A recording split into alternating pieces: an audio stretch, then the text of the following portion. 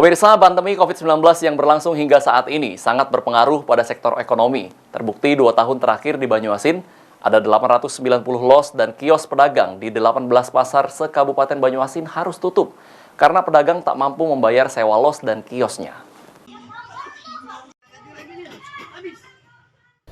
Pandemi COVID-19 sangat berpengaruh pada sektor ekonomi.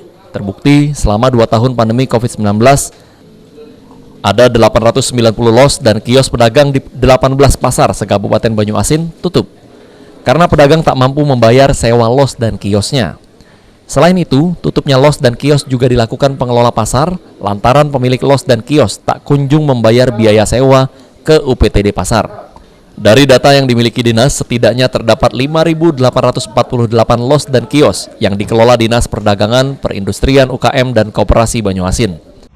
Kita memahami bahwa pandemi COVID-19 yang melanda negeri ini menjadikan stagnan terhadap pertumbuhan ekonomi nasional, terutama di Kabupaten Banyuasin. Sepanjang tahun 2019, 2020, 2021, kurang lebih ada 890 los dan kios yang tutup dari 5.848 los dan kios yang tersebar di 18 pasar di seluruh Kabupaten Banyuasin yang dikelola oleh pemerintah daerah melalui Dinas DPK UKM Kabupaten Banyuasin.